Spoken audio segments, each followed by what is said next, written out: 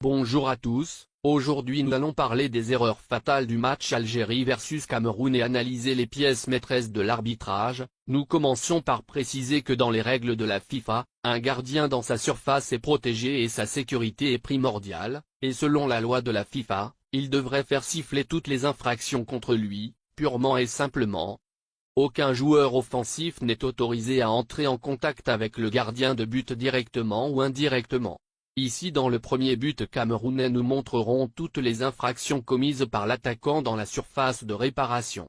Il y a trop de fautes dans une seule action et elles ne peuvent pas être considérées comme des erreurs humaines ou des erreurs d'arbitrage courantes, mais plutôt dans un esprit logique. Ces fautes sont délibérément ignorées et négligées par un arbitre de classe mondiale désigné par la FIFA et autorisé à arbitrer un match éliminatoire de haut niveau pour la Coupe du Monde.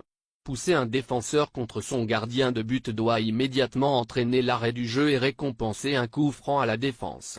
Le gardien de but dans la surface de réparation a tous les droits et le temps d'effectuer un jeu sur le ballon sans être contacté.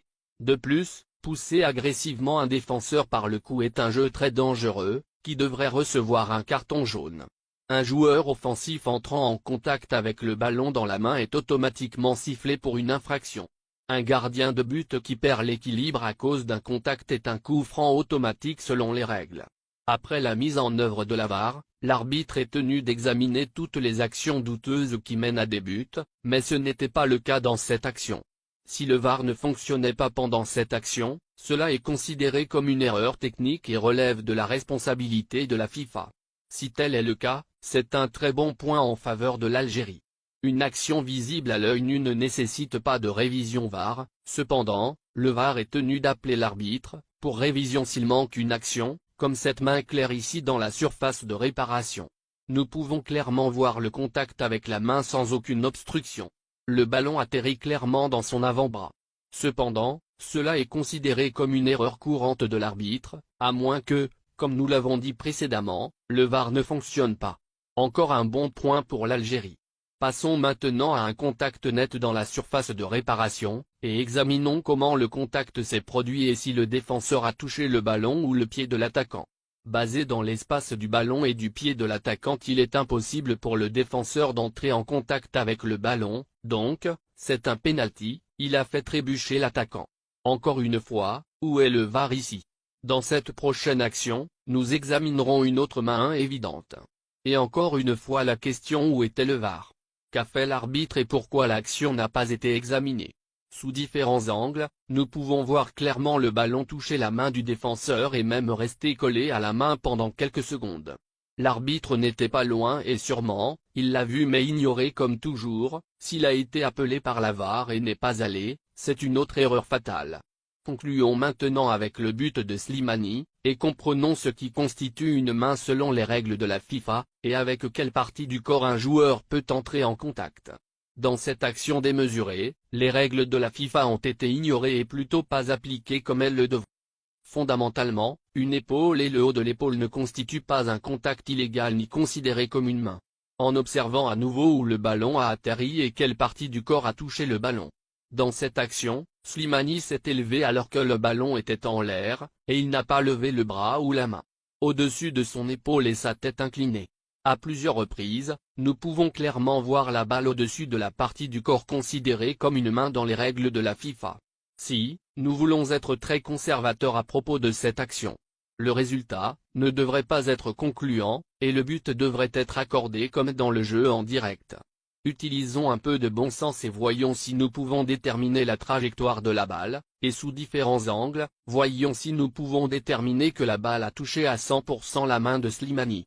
En se basant sur le mouvement du ballon après contact, on peut deviner le sens de déplacement du ballon dans les airs par rapport à la partie qui a touché le ballon. Et avec l'altitude de la balle, on peut assez conclure l'approximation, le mouvement de la balle loin du corps et dans quelle direction. Avis après la vérification VAR.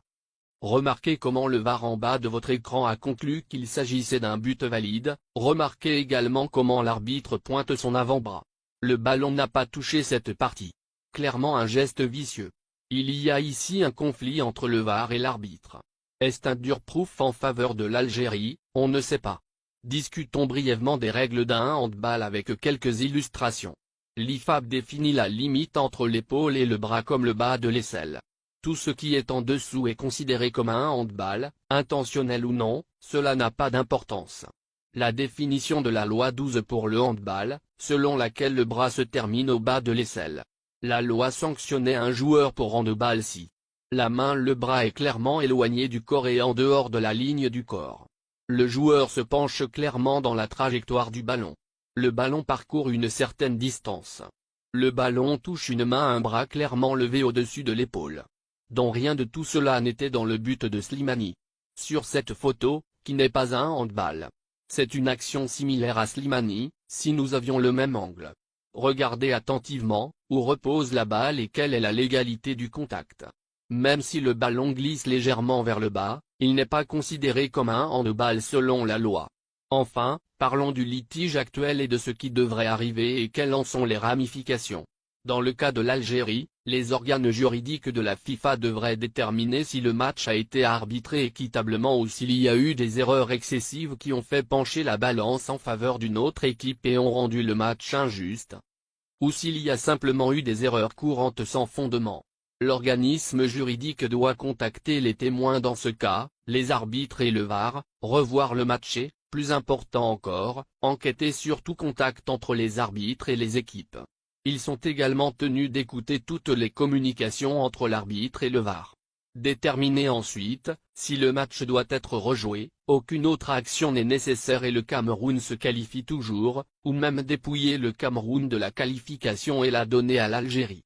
Dans tous ces scénarios après le verdict, les deux équipes ont 21 jours pour faire appel de la décision contre eux auprès d'Utah.